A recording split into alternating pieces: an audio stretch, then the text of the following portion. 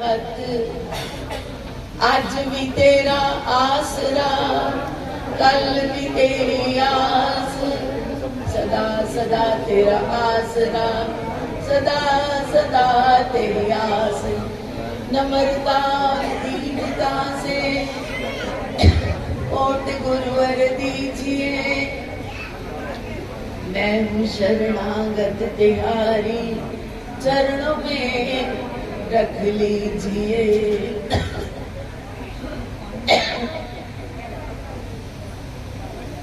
परम पूज्य सतगुरु भगवान के श्री चरणों में कोटि कोटि नमन। सभी संत जन, मेरे गुरुदेव की प्यारी संत बहने और प्यारी साध संगत जी, हाथ जोड़ के मैं बेनती करती हूँ, आप बोलिए नहीं। आप यहाँ सीखने आए हैं भैया, बहुत मुश्किल से घरों में टाइम निकला है आपका, एक एक मिनट आपका कीमती है और हम वेस्ट पाते देखती है, भगवान नहीं देखता। भगवान देखता है, मैं तेरे को भेजा, तेरे को टाइम दिया, तू क्या करके आया, तू क्या करके आया, क्या लेके सौगात मेरे लिए आया। तो अपने प्रीतम के पास, हम अपने एक प्यारी बच्ची के पास घर जाते हैं ना, बेटी के घर, तो हम सोचते हैं मेरी बच्ची वहां पे शादी हुई है, इतनी बढ़िया शादी करूंगा, लोग आश्चर्य करेंगे। फिर उसको मिलने जाऊंगा तो ऐसी सौगातें लेके जाऊंगा कि सब कहेंगे ऐसी चीजें तो मैंने देखी नहीं। ठीक है, और जब हम भगवान के पास जाएंगे, जाना तो पड़ेगा, चाहे आप सोने के महल खड़े कर ले, लंका में रावण ने कर ही लिया था, क्या हो गया। और देखो भगवान जी ने बंदरों और बालुओं से रावण की सेना मरवा दी। बंदा कोई नहीं था, लक्ष्मण भैया थे एक बस, और दामवंत कौन थे, और वो हनुमान जी महाराज कौन थे। भगवान ने कहा अरे तेरी हस्ती, तेरी औकात क्या है। तो जब रावण की कोई औकात नहीं तो हमारी क्या औकात, हम क्या चीज है, बिल्कुल नाचीज, निकम्मे, कीड़े, नरक के कीड़े। भगवान ने दया करके हमें ढूंढा, हमने नहीं ढूंढा। भगवान तो चौकौड़ी में रहते थे, उनको पता था पाकिस्तान, मेरे महाराज जी ने 11 साल पहले बता दिया सब कुछ कि पाकिस्तान बनेगा, और फिर वो लोग जो मैं यहाँ पे माँ बच्चा नहीं संभाल लेगी, ऐसा वक्त आएगा, कितने लोग मर जाएंगे, कितनी मार काटोगी। ये आप पढ़ लीजिए, ग्रंथ में लिखा है। जेलों ने नहीं आने दिया, उन्होंने भी बहुत जिद करी थी कि मुझे नहीं जाना टेरिया में, मैं ठीक नहीं हूँ, उनको पैरालाइज हो गया था, हुआ नहीं था, उन्होंने अपनी बॉडी को डोनेट किया था, दान दिया था।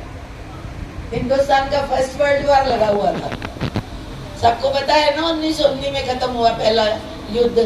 तो गुरुदेव ने, अब इसकी भी एक कथा चलो आज सुनाई देते हैं। टेरी जो है ना, वो नंगली निवासी भगवान का जन्म स्थान है, तीर्थ स्थल है हमारे लिए, और हमारे परम पूज्य परम आराध्य देव परमहंस महाराज जी की वो समाधि स्थल है। दो तीर्थ है हमारे वहां पे। तो वहां पे जब परमहंस महाराज जी ठहरे हुए थे, तो वहां पे एक तहसीलदार था, उसका नाम था अरबाब खान।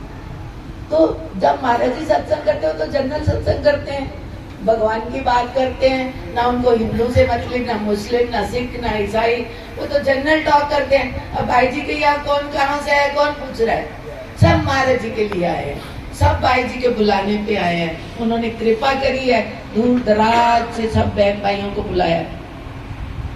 तो अरबाब खान को बड़ा गुस्सा चढ़ता कि हिंदुओं के तो ये पीर हैं, तो ये हमारे मुसलमान भाई क्यों जाते हैं। उसने सोचा ऐसा करता हूँ, मैं ना काबा शरीफ जाके आता हूँ, और जो एक महाद्वीप का सबसे बड़ा औलिया होता है ना, उसको गौसुल आजम कहते हैं, मैं उनको मिल के आता हूँ। ये तो हिंदू फकीर हैं, ये मुझे क्या दुआ देंगे, मैं उनके पास जाता हूँ। तो पैरालाइज हो गया।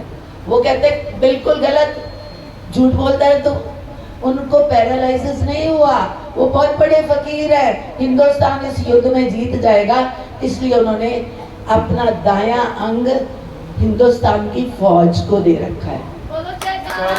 बोल मेरे श्री गुरु महाराज। और एक बायां अंग जो है वो हिंदुस्तान के दक्षिण के संत ने दिया है। तो इसलिए पक्की बात है हिंदुस्तान जीतेगा।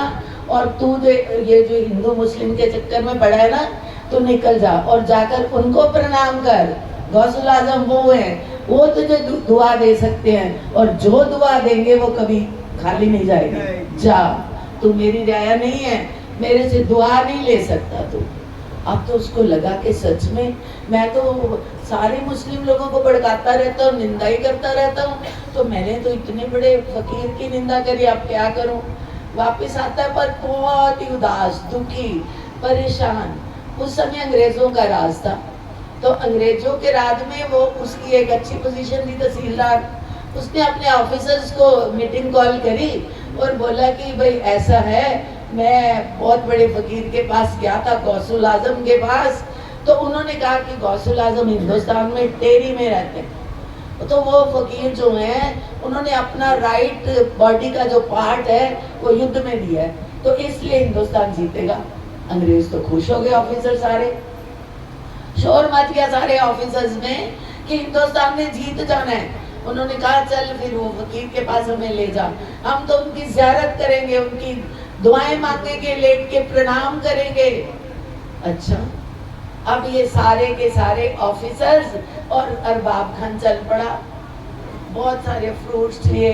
अंग्रेज लोग तो आपको पता भोले भाले होते हैं, जिधर को लगा दिया लग गए, क्योंकि उन्होंने पूजा इबादत की नहीं होती। एक हफ्ते के बाद आते हैं तो खोलते हैं अपनी क्या होती है उनकी जो पूजा गृह, और उसमें सारे दुआएं मांगते हैं और आ जाते हैं। तो सारे बड़े विद ड्यू रिस्पेक्ट महाराज जी के पास गए, सबने प्रणाम किया, खुशियां मनाई, और महाराज जी भी बहुत खुश हुए। भाई आज अरबाब खान, आज क्या हो गया, फिर तेरा हो गया, तेरा हज करने गया था ना, कर आया। कहता जी सरकार हज तो किया। कहते फिर उदास क्यों है, इतनी दूर गया, इतना सफर करा, हज किया, अब खुश नहीं है। कहता सरकार उनसे मुझे दुआ नहीं मिली। कहते क्यों नहीं मिली दुआ, कुछ कमी रही होगी तेरे में। कहते महाराज मैं आपको हिंदू समझता था। उन्होंने बोला आज के युग के सबसे बड़े जो धर्म के प्रवर्तक हैं वो स्वामी अद्वैतानंद जी महाराज हैं, और वो हिंदुस्तान में गुरु महाराज की जय। अरे फकीरी क्या और जात पात क्या, क्या रखा है जातों में। तो महाराज जी कहते अच्छा फिर, और उन्होंने क्या क्या बोला। कहते उन्होंने बोला कि गुरु महाराज जी को, कहते तूने आगे क्या कहा। कहते मैंने कहा उनको तो फालिस है।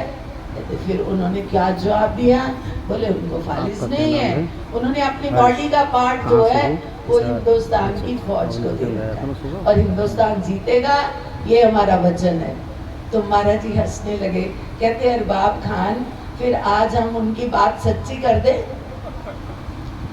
महाराज जी ने छड़ी उठाई और वो राजा साहब की हवेली में बैठे हुए थे, छड़ी उठा के पूरी इतनी बड़ी राजा की हवेली सारा राउंड लगा के वापस आके अपने पलंग पे बैठ गए। मान गया मेरे को फालिस है, माफी मांगने लगा, लेट गया, साष्टांग दंडवत प्रणाम किया, क्षमा मांगी सदगुरु मैं नहीं जानता फकीरों की रजा, फकीरों के राज होते हैं, फकीर कौन होता है मेरे को समझ नहीं है। मैं तो झूठ के पहरावे को, ड्रेस को, टाइप ऑफ लिविंग, ये सब देख के मैं सोचा हम लोग मुस्लिम हैं, शायद हम बड़े पाक साफ है। और हर जात वाला सोचता भगवान तो कबीर को भी मिले, भगवान तो शबरी को भी मिले, किसको भगवान नहीं मिले। भगवान ने कभी जात पात नहीं पूछी। नामदेव जी महाराज तो कुत्ते के पीछे भागने लगे, जानवरों में भी उनको अपना ठाकुर दिखता है। वो रोटी उठा के ले गया तो पीछे पीछे भाग रहे। अरे भाग क्यों रहा है, रोटी खुश्क है कैसे चबाएगा, इस पे थोड़ा सा घी लगा ले थोड़ी नरम हो जाएगी, भागता ही जा रहा है। आपने कथा 50 बार सुनी, तो ये इट्स नॉट इजी कि बड़े आराम से ये मिल जाता है। भाई जी हमारे तभी तो कहते हैं मत बोलो ध्यान करो, ध्यान करो, बार बार हमें ध्यान की प्रेरणा करते हैं। हम यहाँ तो किसी तरह 4 दिन पूरे करें, घर गए आराम से सोएंगे। भाई जी ने तो सोने ही नहीं दिया, भाई जी ने अपने लिए कुछ किया, भाई जी कौन सा सो रहे हैं। कल कितना रो रहे थे, किसके लिए? हम ही लोगों के लिए। हम ही दुनिया के लोग ऐसे लोग हैं हमारे लिए। उनको क्या पड़ी है? उनको अगर कोई अकेला फकीरी करना चाहे, जंगल में बैठे अपने भगवान को आवाजें लगाए, 6 साल का सफर 6 महीने में तय कर जाए। मगर संत लोग, कलयुग के संत इतने दयालु हैं, वो कलयुग में आए और घर घर जाके आवाजें लगाते हैं। कबीर जी महाराज की कथा आती है कि कोई सेठ थे तो कबीर जा रहे थे। कबीर को सारा बनारस, सारी काशी जानती थी, पर वो नहीं जानते थे सेठ जी, क्योंकि वो अपने अकड़ मकड़ में रहते थे कि मेरे पास बहुत दौलत है। तो कहते चलो जरा सेठ जी को थोड़ा सत्संग सुनाते हैं। सारे लोग सेठ जी के घर जाते थे, कबीर जी के घर सत्संग सुनने, और कबीर चले गए उसकी दुकान पे। कहते सेठ जी पैसा ही कमाते रहना है, थोड़ा टाइम निकालो, सत्संग में आया करो। कहते मेरे को कोई फुर्सत नहीं है। तो तुम्हारा काम नहीं चल रहा होगा मेरे लिए कि तेरे को कोई पैसे वैसे चाहिए होंगे। कहते मुझे पैसे नहीं चाहिए, मुझे आपका समय चाहिए। आप थोड़ा समय दे के निकाल के सत्संग में आया करो। वो कहता निकालो इसको। नौकरों को कहता कैसा डीठ बाबा, पता नहीं कहाँ से आ गया, क्या चाहिए इसको? वो कहते मुझे कुछ नहीं चाहिए, पर जो तुझे चाहिए तू नहीं कर रहा। कहते 4 बार उसने मारा उनको, कबीर जी महाराज को लाठियों से पीटा कि आप मेरे पास बार बार क्यों आते, मैंने मना किया फिर आए जा रहे। वो कहते मुझे आपका सारा भविष्य नजर आ रहा है, मेरे को बहुत डर लगता है कि भविष्य आ जाएगा, सौंसे खत्म हो जाएंगी, ये दुकानें ये सजी सजाई रह जाएंगी और आपकी छुट्टी हो जाएगी। कहते बस तू यही सोच के आता है, तो मैं चला जाऊंगा तो मेरे बच्चे आ जाएंगे हैं। तो बाबा तेरे को क्या लगे, तू काहे को रोज आ जाता है मेरे पास? हम तो 1-2 बार कहते, 3री बार कहते छोड़ो, अरे इसको क्या बार बार कहना। एक कबीर जैसे फकीर ने इतना किया कि बार बार कहता है। तो थोड़े दिनों में उनकी डेथ होती है, तो उसके बाद उसको जन्म कहाँ मिलता है? बैल के रूप में, जो बहुत परिवार को ढोते रहते, तो बैल ही ढोता है। और बैल आपको पता है बिना लाठी के नहीं चलता। जो वो पहले वाले कुएं होते थे ना, टिंडों वाले होते थे ना, वो रैट से चलते थे और उसपे उसको पानी आता जाता और पानी निकालते थे और उसको मारते पीटते रहते थे। तो बैल को अब इतना पिटवाई हुई उसकी पिटाई, तो उनको फिर तरस आता है। बाई चांस वो अपनी दुकान के सामने बैल खड़ा है, तो बाबा फिर चले गए। बाबा इतने बोले, कमाल ही हद ही हो गई। जाके बैल के कान में कहते हैं अभी कुछ कर ले, अपनी दुकान को देख रहा है, अब ये दुकान तुझे कुछ देने वाली नहीं, कुछ कर ले, नाम जप ले। तो लोग देख रहे, कहते बाबा पगला हो गया, बताओ बैल के कान में सत्संग सुना रहा है, इसको बंदा नहीं मिला होगा ना सुनाने को, बैलों को ही सुनाने लगा। कबीर महाराज कहते हैं उठ कबीरा जिक्र कर, फिक्र करेगा आप, तू उसकी बात कर, वो अपने आप फिक्र करेगा। बहुत फिक्र लगी है, मेरी बेटी आई है, उसको भेजना है, मेरा लड़का है अभी वो उसको सेट करना है। क्या तू ठेका लेके आया, सभी को सेट तू ही करेगा? अगर उसने पहले हमें ही सेट कर दिया फिर क्या करेंगे? टाइम कैन कम कि हमारी बारी पहले लग जाए। भाई लाइन में तो लगा ही है सारे, तो जरूरी तो नहीं है ना कि we will go in old age. हम बच्चे भी तो जा सकते हैं, जवान भी जा सकते हैं, कोई भी जा सकता है। तो कबीर जी महाराज कहते हैं उठ कबीरा जिक्र कर। जिक्र मतलब अपने प्रीतम की बातें कर, चाहे भजन गा, चाहे आंसू बहा, चाहे उसके पास बैठ के माफिया मांग, पर तू याद कर, तू याद कर, वो तेरे पर दया करेगा। याद का उल्टा दया होता है। आप याद करते जाइए, फिक्र नहीं करिए, वो दया की सीढ़ी से नीचे आएगा। हम याद की सीढ़ी से ऊपर जाएंगे, कहीं ना कहीं मुलाकात हो जाएगी। तो ये मोहब्बत का तौर तरीके है भैया। कुछ नहीं आता तो प्यार करना तो सबको आता है। छोटी सी माँ 15-16 साल की हो, उसका छोटा सा बेबी हो, उसको पता है, उसको प्यार करना आ जाता है, बच्चे को संभालना आ जाता है। बड़ी बुढ़िया कहती है इसको नहीं आएगा, बच्चा संभाल लो, पर कहती नहीं, सारी रात जगूंगी, बच्चा नहीं दूंगी, मैं संभाल लूंगी। कहाँ से तरीके आए भाई? सिखाया। ये दुनिया सब कुछ सिखाती है, तो ये मोहब्बत करना भी सिखाती है, तो उसी से कर लो मोहब्बत। बोलो जयकारा। हम तो अपने वो जो है ना इश्क का जो निशान है वो बदलते रहते हैं। हमारा इश्क सच्चा नहीं है। जब बच्चे होते हैं खिलौनों से प्यार करते हैं, थोड़े बड़े हुए तो बुक्स से प्यार करते हैं, और बड़े हुए तो फिर हमारे फ्रेंड सर्कल हो जाता है। माँ देखती रहती है कि मेरा बेटा अभी आता है और बेटा रात को 12 बजे पिक्चर देख के शराब पी के चला आ रहा है, कुछ पता नहीं है, माँ मैं खाया या सो जा तू गाय को बैठी। ऐसे बेटे हैं ना आजकल, कहते हैं वी आर वेरी मॉडर्न। काय के मॉडर्न है आप? यही शराब पी के सोना और माँ को प्रणाम नहीं करना। और सबसे बड़ी बात मैं सोच रही थी बतानी है, एक हाथ से प्रणाम निषेध है, निषेधात्मक प्रणाम जिसको कहते हैं कि पाप है, एक हाथ से प्रणाम कर। महाराज जी स्वामी हीरानंद जी महाराज ने एक ग्रंथ लिखा है, उसमें उन्होंने प्रणाम विधि के 4 चैप्टर लिखे हैं, कैसे कैसे प्रणाम करना है। प्रणाम एक विनम्रता का प्रतीक है, sign of politeness, how much polite you are. आपको दूसरों के प्रति कितनी दया है, कितनी आप में क्षमा है, कितनी आप बड़ों की रिस्पेक्ट करते हैं, ये कहाँ से पता चलता है? आपने प्रणाम कैसे किया, आप झुके कि नहीं, हाथ जोड़े कि नहीं, सिर झुकाया कि नहीं। हम तो खड़े खड़े ऐसे कर देते, एक घुटना, सबके घुटने खराब हो गए, सब डॉक्टर्स को चेंज करने पड़ रहे, बड़ों के घुटने छू छू के गलत कर्म कर करके खराब कर रहे। गुस्सा मत करना, आप तो सारे बहुत अच्छे हैं, लक्की भी हैं आप, भाग्यशाली हैं, भगवान की महफिल में बैठे हुए हैं। कौन कौन बैठा है? गुस्सा नहीं करना मेरी बात का। आप हाजिर नाजिर परमात्मा के दरबार में बैठे हैं और हमारे भाई जी की वजह से बैठे हैं, तो हम लोग लक्की है बहुत। हमें सिखाया जाता है, महापुरुषों ने सिखाया कैसे प्रणाम करना है। साष्टांग दंडवत प्रणाम जो है, ये तो सारे शरीर को हम दंड की तरह, दंड मीन्स डंडा, दंडवत, दंड मैंने डंडा, तो दंडधारी सन्यासी नहीं होते जो डंडा उठाए रहते हैं, दंड मीन्स डंडा, तो हम दंड की तरह गिर गए हैं, दंड की तरह, दंडवत प्रणाम। और तब तक नहीं उठना जब तक हुक्म न मिले। एक महात्मा जी खड़े रहते हैं, श्री गुरु महाराज जी का हुक्म है गुरुमुख उठो, और जब तक हुक्म न मिले, गुरु महाराज जी की मौज है, ना हुक्म मिले तो लेटे रहिए।